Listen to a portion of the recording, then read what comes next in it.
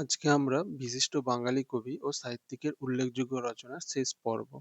সর্বমোট ৯টা ক্লাস হয়েছে এই টপিকটার উপর। তো প্রত্যেকটা ক্লাসই প্রায় ২.৫ থেকে ৩ মিনিটের মধ্যে। তাই তোমরা যারা আগেরগুলো দেখোনি তো আগেরগুলো দেখে নাও। তো আজকে এটা আমাদের শেষ পর্ব। এরপরে এটা আর থাকবে না। মানে এরপরে এটা আর চলবে না। বিশিষ্ট বাঙালি কবি ও সাহিত্যিকের উল্লেখযোগ্য রচনার মধ্যে আজকে আমরা পড়ব শঙ্খ ঘোষের উল্লেখযোগ্য রচনা।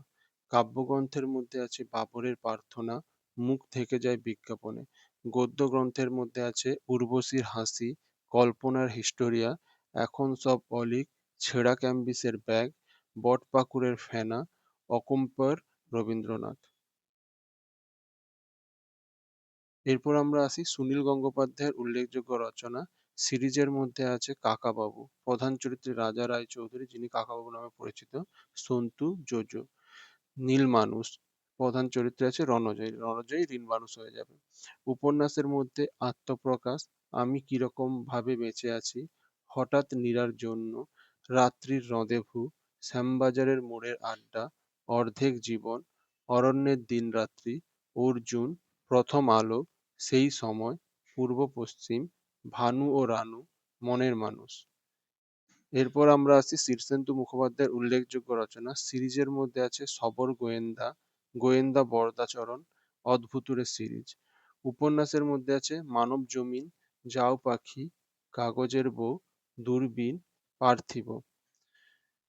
এরপর আমরা আসি ষষ্ঠীপদ চট্টোপাধ্যায়ের উল্লেখযোগ্য রচনা। তার মধ্যে আছে পাণ্ডব গোয়েন্দা, প্রধান চরিত্রে বাবলু, বিলু, ভোম্বল, বাচ্চু, বিচ্ছু। ডিটেকটিভ অম্বর চ্যাটার্জি সিরিজ, গোয়েন্দা তাতার সিরিজ। এরপর আমরা আসি সমরেশ মজুমদারের উল্লেখযোগ্য রচনা। গোয়েন্দা অর্জুন সিরিজ, উত্তরাধিকার, কালবেলা, কালপুরুষ, গর্ভধারিণী, সাত কাহন, এগুলো সমরেশ মজুমদারের উল্লেখযোগ্য রচনা।